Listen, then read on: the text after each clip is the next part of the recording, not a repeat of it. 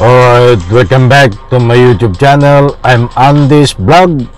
Ito, mga kaibigan, talagang matindi, mainit itong ating tatalakayin sapagkat Sara Duterte versus Leila de Lima dito sa lumalabas at pinapakalat ni Atty. Harry Roque na magiging leader ng oposisyon itong si Sara Duterte. Nako po, matindi ito. Matindi ang ganti nitong si dating senador Leila de Lima laban dito sa DDS, laban kay Pangulong Duterte, laban kay Vice President Sara Duterte. Naku po, matindi ang ganti. Talagang utay-utay na nakakaganti itong dating senador na pinakulong ng dating presidente na si Digong. Nakulong di umano nang walang kasalanan sa mahigit kumulang 6 na taon. Naku po, yan po lahat at marami pang iba ang ating tatalakayin. At kung bago pa lang po kayo sa aking maliit pa na YouTube channel, inaanyayahan ko po kayo, please subscribe. Sabay-sabay po nating i-like ang video na ito kung nagustuhan nyo po. Diretso na po tayo. At kumusta po kayo? Napakaraming maiinit na balita ang dapat po natin talakayin, but bigyan muna po natin ito ng pagkakataon, padaanan, para po sa lubos nyo pong pangunawa ay nandiyan ho sa screen ang ating bibigyan po ng highlight. Ilalagay po natin at nandyan VP Sara as a new opposition leader. LP de Lima doesn't think so. Kinondra agad nitong dating senador Leila de Lima na pinakulong ng kanyang tatay. Mga kaibigan, ay bigyan po natin ng counting highlight ito sapagkat pinapakalat po ni Atty. Harry Roque na magiging leader ng oposisyon itong si Sara Duterte. Ibig sabihin ay talagang aatakihin nagtudo itong administrasyon ngayon. Grabe ang paghanda. Ay naku po, kahit anong gawin nyo ay walang mangyayari sa inyo. Vice Presidente, hinalal ka ng taong bayan. Hindi dapat ang iyong paghandaan at gawin sa Republika ng Pilipinas ang gawin mo ngayon. Na tama ay tulungan mo ang Republika ng Pilipinas, gumawa ka at magsilbi ng tunay at tapat sa Republika ng Pilipinas at sa taong bayan. Ba't yung gagawin mo na ikaw nga po maging oposisyon? Ano ang gagawin mo sa oposisyon? Wala sa dugo mo. Hindi mo ba alam ang ibig sabihin ng oposisyon? Yan, ang sarap talakayan ito Medyo padaan lang ng kaunti, mga kaibigan.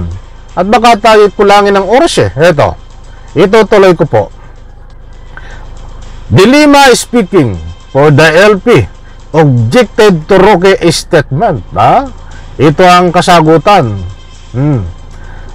Ito ang gustong ipahayag at itanim mo sa kukuti mo, Sara Duterte. Ayon dito kay de Lima, ang tunay na oposisyon may pundasyon ng accountability, transparency at pagmamalasakit sa mamamayan. Mayroon ka ba nun, Sara Duterte? Ako natatawa sa iyo ng kainaman. Talagang nananaginip ka ng gising, Sara Duterte. Abogado ka pa naman. But bakit hindi mo alam kung ano ang ibig sabihin ng oposisyon. Ituloy po natin. Mga bagay na hindi makikita sa track record ni Vice President Sara Duterte de Lima said, mga kaibigan, ay talagang totoo po.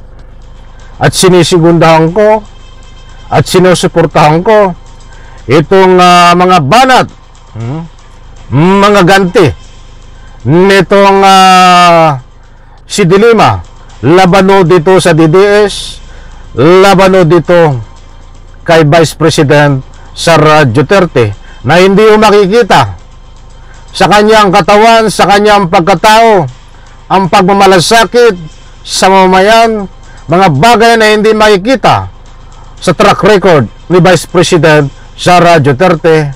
Kaya hindi ho siya nararapat na maging leader ng oposisyon.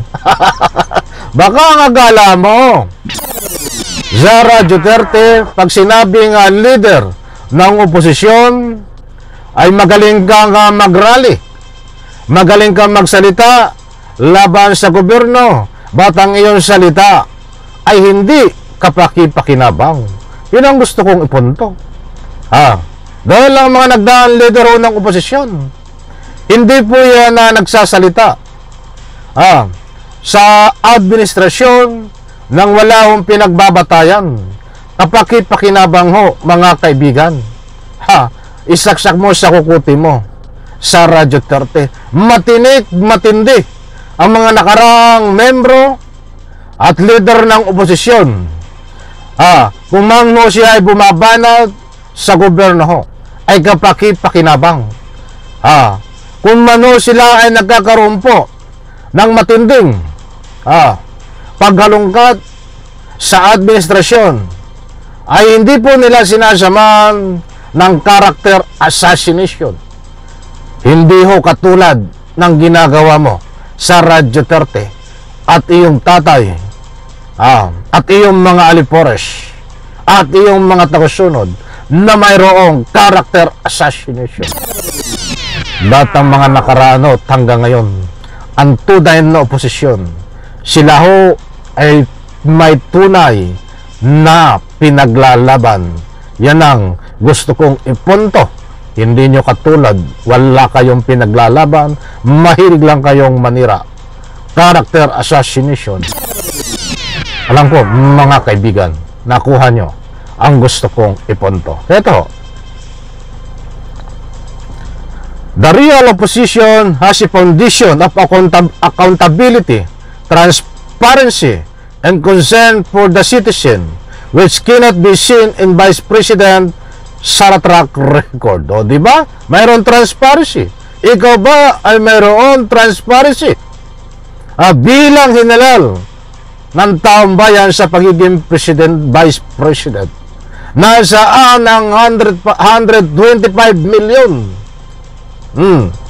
na confidential fund, pinaliwanag mo, inamin mo na ginastos mo sa loob ng 11 days.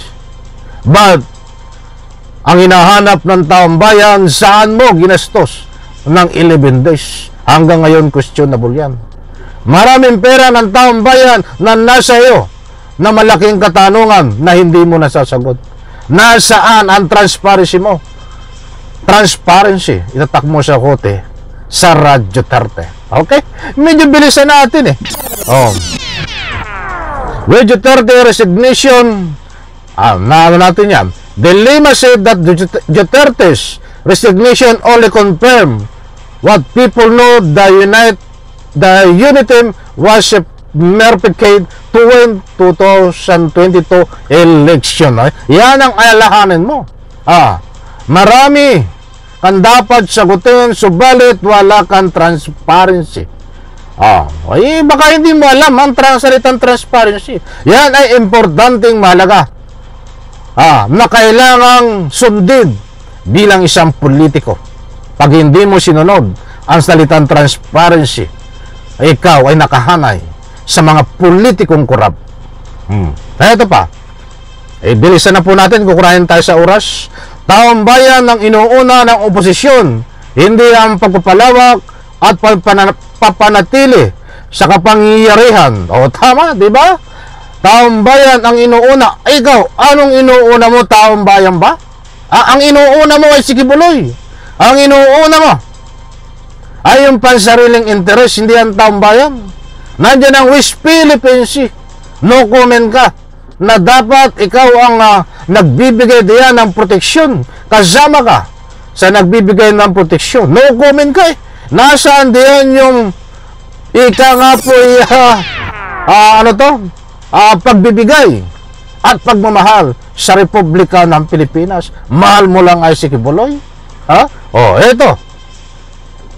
Hindi ang pagtanggol sa wanted na religious leader at pagpatay sa libo-libong Pilipino, lalo namang hindi ang pagbulag-bulagan sa pag-api sa ating mangingisda at pang-agaw sa ating teritoryo ng mga dayuhan, said De Lima. Yan po ang sabi ni De Lima. Naku po, matindi. Ang banat na ito, matindi. Naganti ito sa inyo. Utay nang gumaganti si De Lima. Yan o. Halagang matindi. Tama ho eh. Pinagtatanggol si Kibuloy, hindi pinagtatanggol ang Republika ng Pilipinas. Nakakapag-comment na walang kakwenta-kwentang bagay pagtungkol kay Kibuloy. Ba't itong nangyayari sa ating West Philippine Sea? Tikom ang bibig niya po. Ganyan ba ang magiging leader ng oposisyon? Ay barangay tanod, pipili ka.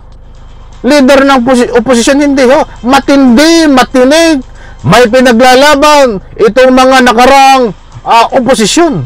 Yan ang tunay na oposisyon. But ikaw, Sara Duterte, nangangarap ka ng gising, hindi ka qualified sa pagiging leader ng oposisyon dahil itong mga nabanggit at nasabi dito dating Senador De Lima ay wala sa iyong pagkatao. Bagkus wala kang karapatan para maging leader ng oposisyon. Hindi po porke leader ng oposisyon ay kalaban mo ang gobyerno. Ang leader po ng oposisyon ay kasama rin po sa pagtulong sa ating gobyerno. Yan po ang tandaan mo, Vice President Sara Duterte. Okay, medyo lang na lang po tayo sa oras, mga kaibigan. At bigyan po natin ng part ito. Pasensya na po, ako ay nabitin. Alam ko nabitin din po kayo. Isang like lang po sa video na ito. Sabay-sabay po nating i-like. At dyan po sa comment section, pwede po kayong mag-iwan ng anumang reaction. Payag po ba kayo na maging leader ng oposisyon at labanan ng gobyerno itong si Sara Duterte? And reaction po, huwag po kayong matakot magbigay ng anumang public opinion. Isang like lang po. Bye-bye, palakpakan.